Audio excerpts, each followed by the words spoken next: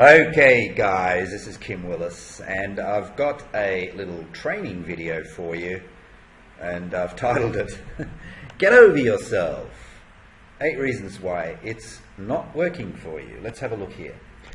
There are probably other reasons that I haven't thought of, but these are the 8 that kind of stand out for me right now, okay? And lots of new people into this arena, they often struggle with getting their first sale, their first new member, their first sign up, whatever you want to call it. Or maybe they've had 1 or 2 successes, but they're now stuck once again. So let's have a look. Let's have a look at these reasons and see what you think. Reason number 1. You didn't uncover their pain points. You don't know what it is that really keeps them awake at night, that disturbs them. What is it? If you're promoting business opportunity, well, of course, their pain points are going to be something like they're sick of commuting, they're sick of not seeing their family, getting home late at night, poor income prospects, no chance of a promotion, they're in a dead-end job, they hate the boss, there are political ructions in the office that they can't handle anymore. There could be many different reasons. Haven't had a good holiday for 3 years is another one. Just run out of month before they run out of... they run out of money before they run out of month. Just making ends meet is a challenge for them. Do you know what their pain points are? Or do you rush in and start kind of vomiting all over them about business opportunity or product, whatever? You didn't uncover their pain points. And I know this is happening because I've spoken to people in my own team, and not just with the current venture, but in previous ventures, I've built teams. Ask them what was the pain point. Why are they a prospect? How can we? What problem do they have that we can solve? What itch do they have that needs to be scratched? And quite often the response is, well, I don't know. I'm not sure. No, well, you haven't done your work. You haven't done it properly. You didn't uncover their pain points. How do you uncover pain points? You just say, well, you just ask questions, gentle questions. Say, hey, if they're already in a kind of an internet type business now, or a home-based business, network marketing business, whatever, pain point could be that they're not making enough money in that business. That's another pain point. It could be that they're not generating leads, or they're not generating leads that convert. So they could be business-related pain points, or they could be lifestyle-related, particularly if they're in a job, a dead-end job, or a job that they no longer love, whatever. But you have to uncover the pain points. You do it by asking questions, and that's a different topic. I think you may have already seen some training on how to uncover the pain points. But if you're not doing it, you're going to be at a distinct disadvantage. Now, number 2, you're working with the wrong people. They're just not prospects. Maybe you think they're prospects. They might be nice people. They might be leaning forward. They're somewhat enthusiastic about what you're saying, but they're not prospects. Now, how do we determine a prospect? Well, once again, we ask questions. One of the key ingredients for me, or one of the key questions that I want to ask, is to do with their financial capability. So if we're marketing a product that sells for $500 or $1,000 or possibly even more, well, I want to make sure that they've got the capacity to buy that product. If they are really financially in a bad way, well, maybe they're not going to be suitable. People in developing countries, you've got to be more careful there, because incomes tend to be a lot lower. That doesn't mean to say you can't do business there. There is, a lot of these countries have a growing middle class, but you need to find out whether these people can afford something that's going to cost $500 or $1,000 or more. You don't want people at the minimum level. That is not going to work. That is just not going to work. You want people who have the money and prepared to spend it if they get excited about something. So maybe they're not prospects. They may not be prospects financially speaking. They may not be prospects from a work ethic point of view. They're lazy. So you're wanting quality people who've got a little bit of financial capacity. They're not asking for much money, but they need to have a little bit. Number 3, you're always chasing them. They're not leaning forward. There's a difference between professional and effective follow-up and chasing people.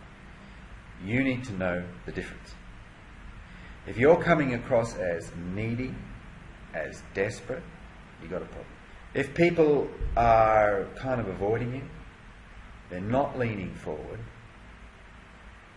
well, to me that's a big warning sign. And I'll back off. Sometimes I'll even say to them, I'll say, well, it looks like you're not keen at the moment. Is that fair to say? Because I'm really looking for keen people. I'm looking for enthusiastic people that will add value to our team. They'll add value. And you don't seem to be very enthusiastic. There's nothing wrong with being frank with people. I'm not being rude, I'm just being honest with people. And sometimes when you challenge people, it will shake them up and it will show them that you're not to be fussed with. You don't want to be a doormat, people walking all over you. You don't want that. You need to command respect even if you haven't made any money yet. When I first started my first online big ticket program many years ago, I hadn't made any money, of course. I didn't make any money for several weeks, yet people respected me early on. And that's one of the reasons why I ended up making almost 10,000 Australian dollars in the dying days of that first month. First month is because the people that I had communicated with earlier in the month, a few of them had I think all of them had some respect for me. And some of these people were people I didn't know from a bar of soap. Others I did know. I had a warm market, but I also tapped into a cold market. And I warmed those people up. I turned them into warm prospects. And some of those people from the cold market did business with me. Simple as that. So, and I didn't chase them. I did follow up in a professional way. But here's the difference between effective follow-up and chasing. You phone, let's say you're in the business of phoning leads, or if you're in the business of contacting leads via Facebook chat, you send them a message. Did you have a look at the video I sent you? Question mark. And then that's it. You wait. If they haven't replied to you by tomorrow, or say within 2 days, you could do one gentle follow-up, second follow-up. That's it. No more response, give them the flick. Whereas chasing people, it basically you're inboxing them 3 times a day, 4 times a day. You're chasing people. Phone-wise, same thing. You're phoning them. You're sounding desperate. You're sounding needy. You're phoning them too much. You're phoning them, 3 times a day, twice a day. Did you watch the video? Did you watch the video? Did you watch the video? No. That's not how to do it. Number 4, lack of effective follow-up. So that's a lead on from number 3, isn't it? It's a natural lead in. And I've already given you the clue as to how to effectively follow up.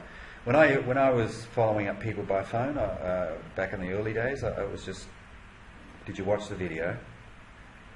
If it went to voicemail, I'd just say, I'm just phoning to see if you watched the video, and if you have any questions, call me back. And then I'd follow it. If they didn't respond, I'd follow it one more time. Sometimes it was with another phone call, say 2 days later, and I would say, this is the last call I'm making. I'm not in the business of chasing people. This is it. Or other times, if they were a little bit more of a marginal prospect, I just send them an email. I just say, hey, I left a message on your thing today, on your phone today. I'm just wanting to follow through to see if you've watched the video and if you've got any questions. Number 5, poor listening skills. I think this is a big one for a lot of people. Even people that come from a sales background. Their listening skills aren't always that great. And, I mean, they'll ask the questions and they'll listen to the answer. But sometimes the feeling I get is that they're too eager to get on to the next question. Or they're too eager to close out the call. I like to create space. I like to create space. So when I ask a prospect a question, I absolutely shut up. And I let them talk. I create space. And they can sense that I'm relaxed. I think perhaps one of the problems is that people are not relaxed. And even if you're just using chat messaging, the chat messaging tool, they can sometimes pick it up even just with the text-based messaging format. They can certainly pick it up if you're talking to them using voice on Facebook, on Skype or telephone. They can pick it up. If you're not relaxed, see, I'm relaxed when I'm talking to people on the phone. I ask them a question, I listen for the answer. And it's a conversational kind of approach I take. And say, well, if they give me an answer, and if that invites another question based on the answer they just gave me, well, I'm going to ask it. That's why it's very important to listen closely to what they're saying. Because there could be another question that you need to ask. So rather than just having a standard shopping list of questions to ask, be a little bit more intuitive. Okay? And above all, relax. Create the space and let them fill it. Let them fill it. You should be doing less talking, they should be doing more. Poor listening skills. And another way it manifests, this problem manifests, is by way of, what's the best way of saying it? You're listening to the answer, but you're not listening to the message that's often behind the answer. What people say and what they mean are two different things, sometimes. Right? But what are people really meaning when they give you that answer? Is that it? Should you just take it as face value, or does that invite another question or a reinforcing comment or something like that? Okay? Listening skills isn't just a mechanical process. It's not just about listening for the answer. It's about interpreting the answer. When you get good at this, people are going to lean forward. They really are. We talked about prospects not leaning forward. They're going to lean forward because they sense that you've got something that nobody else that they've spoken to has got. They sense that maybe you really understand them. And you actually haven't said much at all. You've just asked questions, listened to the answer, maybe asked another question pivoting off their answer, or maybe just made a reinforcing comment or something like that. Sure, it takes practice, takes confidence. And you've got to be relaxed. They're not excited. Now, there are different ways to get people excited. But I can tell you something. If they are not excited, they're not going to do business with you. Excitement is their way of conquering fear and gaining enough courage to make a decision. It's much easier to make a decision. People hate making decisions, particularly financial ones. It's much easier to make a decision if they are excited. The excitement gives them a kind of a false courage. Okay? So we need to get them excited. Now, how do we get people excited? Well, we don't do it by hyping them up. There are different ways to do it. I'm going to cover this very shortly, but if they're not excited, they're not going to do business with you. Certainly, obviously, one of the ways to get them excited is to send them to a video to watch and follow up. Hey, did you like that? Didn't you love that part about blah, blah, blah, blah? Got any questions? Can you see some potential here? They're all good follow-up questions after they've watched the video. Or they've attended a webinar, whatever it happens to be. They're not excited. One method that I've used to get people excited is to firstly find out what their pain point is and just ask them a question.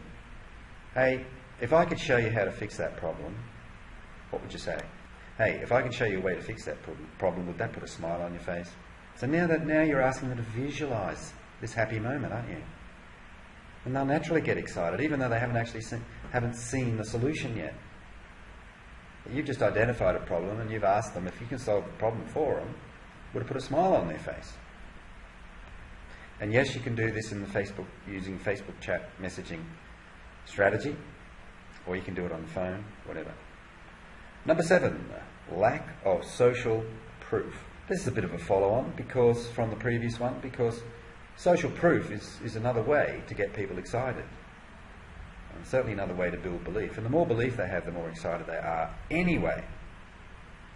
Now, I know that most of the people in our group are not using social proof, or they're not using it in a fulsome way. I know that. And without that social proof, you're going to find it hard. Really, really hard. What is social proof? Well, I'll give you some examples in a minute, but just think about that. Lack of social proof. And one of the reasons why you're not doing it is because you're making yourself the issue. You've become the issue. You're trying to pretend that you're a guru when chances are you're not. You can write as much content as you like, but if you haven't made money, you haven't made your first $20,000, $30,000, $40,000 in this venture, or in any venture, let's say collectively, you've been in a few things, have you made your first 20 grand yet? 50 grand? 100 grand? No? Well, I don't know. Why are they going to deal with you? Just because you're great at creating content or messaging people or whatever? Why? You've become the issue. This is not affiliate marketing. This is network marketing, and there's a big difference. A lot of people don't understand it, the difference, but there is. This, basically, you're asking people to join a program that's going to require them to do some things in order to make money. And if they think that what they need to do is to have a blog, a YouTube channel, this or that, and then all the other things, they're going to run a mile. Most of them. Too damn hard. You mean I've got to be like you? Forget it. And this is particularly the case if you haven't got the runs on the board. You've become the issue and you're not qualified to become the issue. You haven't earned the right. Okay guys, I hope this was helpful for you. This is Kim Willis. Bye for now.